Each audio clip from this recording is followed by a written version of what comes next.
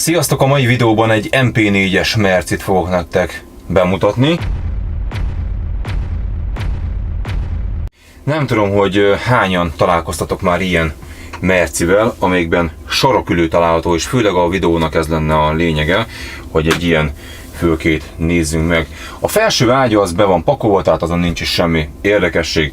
Az alsó ágy az fel van hajtva, és hogyha ide jövünk, akkor úgy néz ki a dolog, hogy ezt az ülést itt felhajtod, és tadám! Kérlek szépen, már is helyet foglalhatsz. Igen kényelmes. Én bevallom nektek, amíg Gabi ezt meg nem mutatta, én el sem bírtam volna képzelni, hogy ha azt mondják, hogy sarokülős Mercedes az mit is takar. Nézzük tovább. Középen található egy hűtő, amit ki lehet húzni, és itt egy nagyobb méretű hűtő található. Na nézzük itt a belmagasságot. Ha így kihúzom magam, ugye én 194 centi vagyok, még a kezem éppen elfér felette, tehát olyan 197 centi lehet mondjuk a magassága a fülkének. Tehát síkpadlós. Itt a szekrények, azok nem túlzottan nagy méretűek, ugye amit a DAF-nál már megszoktunk, hogy mekkora méretű szekrényeink vannak, itt sajnos nincs, viszont polcos rendszer található, és akkor pakolni. Nekem egy kicsit fura az anyag használata. Nagyon kemény. Figyeld a csattogást. Ez valahogy olyan, nem mert, és kicsit olyan, ugye olyan erőteljes. Minden anyag, ami van, kopog. Idővel ezek recsegni fognak. Hát ezek. Valahogy nekem ez nem szimpatikus, hanem Mercitől egy picit többet vártam volna. Bal oldalon található egy rekesz, ugye, amit kívülről tudunk nyitni, tehát ez nagyon jó, hogy innen belülről is viszont hozzáférünk a cuccainkhoz. Van nekünk itt egy asztal, először is található itt egy kisebb tároló. Itt az asztalnak van egy lába, ezt lehajtjuk. Itt, ha beakasztjuk, akkor ezen már is tudunk kajálni. Nem mondom, hogy annyira nagyon fix, de nézd, arra végül is tökéletes, amire kitalálták.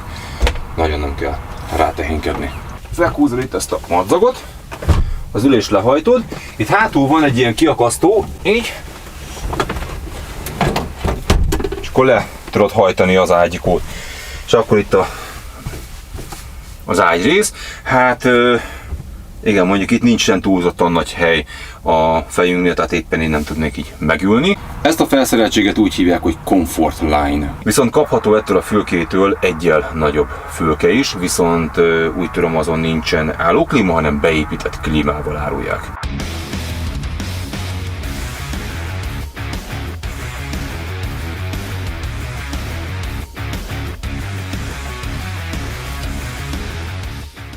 Nézzük a vezető ülést, ami ugye a DAF-ban nagyon rossz. Itt a Mercinek ránézésre. Ez egy nagyon szimpatikus. Ez a deréktámasz. Ez nagyon jó. Nagyon jól néz ki. Állítható egyszer itt fent, hogy a könyöklőjét letehetjük. Már nem itt van a sebességváltó, ugye mint a régi Mercinél egy ilyen pofozós váltó volt, hanem felkerült ide a sebességváltónk. Nézzük az óracsoportot. Ugye egyszer a kulcs.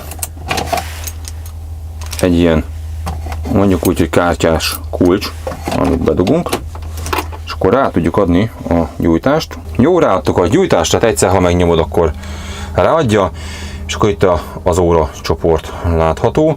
Ebben a vontatóban 4-es 100 000 kilométer van. Van itt érdekességképp egy ilyen gyárilag beszerelt navigáció, egy TomTom, ugyanúgy mutatja a dugókat, ez egy NF469-es típus, és baromi jól kezelhető, forgatható, ez nekem nagyon szimpatikus. Most itt alul található 2 fiók, ebbe tudunk pakolni, elég nagyméretű, úgyhogy szépen bele tudunk pakolászni.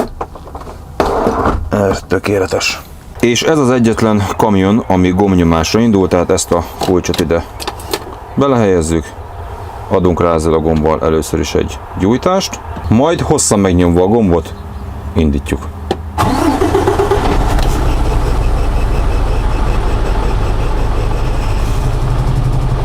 Na nézzünk egy hangadást a gépnek.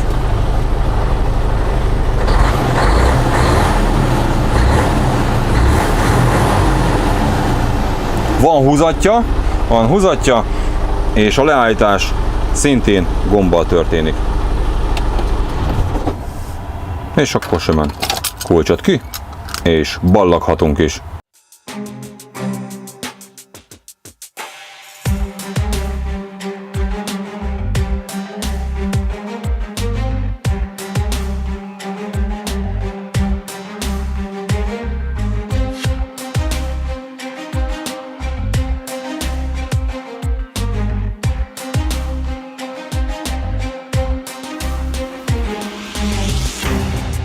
Lássuk a szintezőjét a vontatónak, bekapcsoljuk, hogyha előre lépünk vele, akkor a magasságot tudjuk állítani itt egyben a teljes vontatón, ha előre lépünk vele, akkor tudjuk állítani külön a szintet elől, illetőleg ha hátra lépünk, akkor külön hátul is lehet állítani.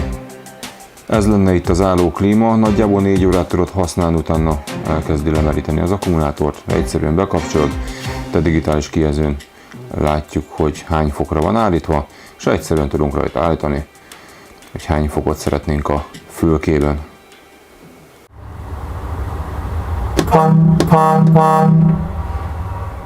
Ez lett volna az MP4-es Merci. Gabinak nagyon szépen köszönöm, hogy rendelkezésemre bocsájtotta a kamionját.